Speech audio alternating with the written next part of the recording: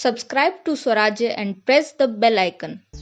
बिहार चुनावों में 1 माह का समय शेष है और आज की वीडियो में हम बात करेंगे कि किसका पलड़ा भारी है। इसके लिए हम उपयोग करेंगे SWOT एनालिसिस का। S से स्ट्रेंथ, W से वीकनेस, O से अपॉर्चुनिटी और T से थ्रेट।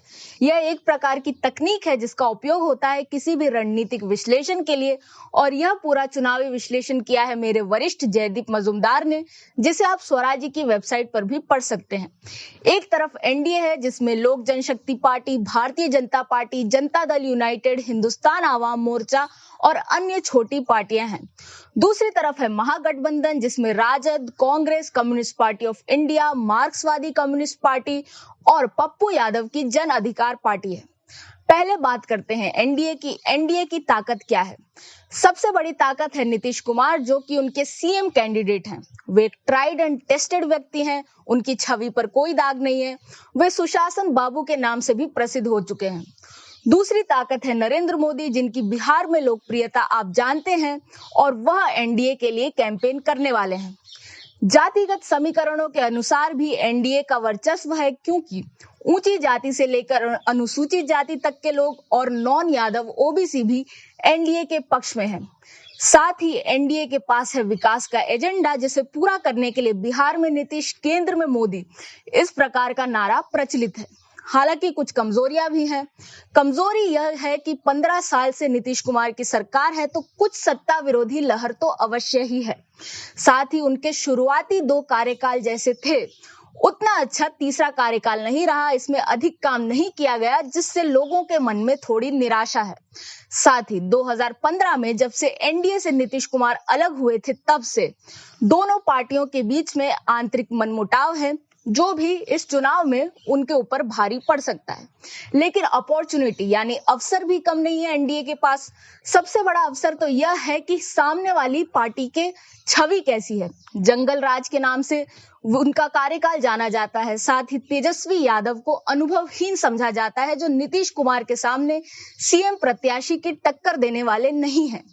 इसके अलावा राजद और कांग्रेस में आपसी मनमुटाव है सीट शेयरिंग को लेकर। साथ ही महागठबंधन की जो अलायंस पार्टियां हैं वह भी उससे दूर होती नजर आ रही हैं। जैसे हम पहले महागठबंधन में थे लेकिन अब एनडीए में है, और इसी प्रकार रालोसपा भी महागठबंधन को छोड़कर एनडीए में आ सकती है।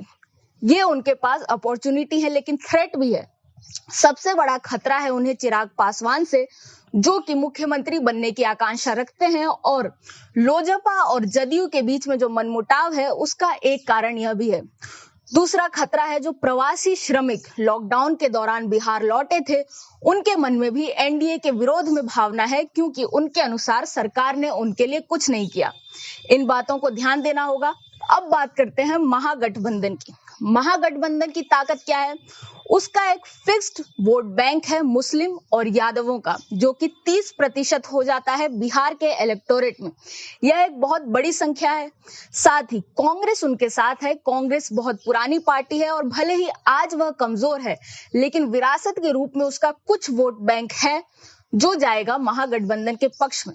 इसके अलावा कम्युनिस्ट पार्टी है, जिसको समर्थन मिलता आया है कुछ ग्रामीण क्षेत्रों में और साथ ही शहरी बौद्धिकों के बीच में भी, तो यह उनकी स्ट्रेंथ है। लेकिन उनकी वीकनेस है कि लालू यादव, जो कि वोट ला सकते थे, वह अभी जेल में बंद है।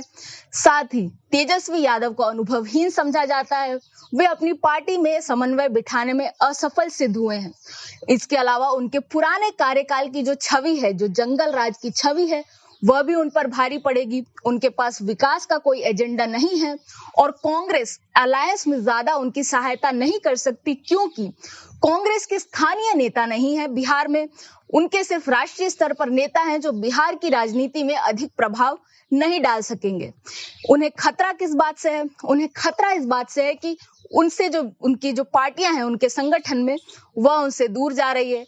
राजद और कांग्रेस में मनमुटाव है सीट शेयरिंग को लेकर, और इसी प्रकार की अन्य बातें हैं। जैसे जो राजद में नेता हैं, वरिष्ठ नेता थे, वे तब नाराज हुए थे जब तेजस्वी यादव को उप मुख्यमंत्री बनाया गया था, और अब जब उन्हें मुख्यमंत्री उम्मीदवार घोषित किया गया है, वे अभी भी नाराज हैं। लेकिन साथ ही अवसर भी है। अवसर यह है कि सत्ता विरोधी लहर को वे भुनाना चाहेंगे।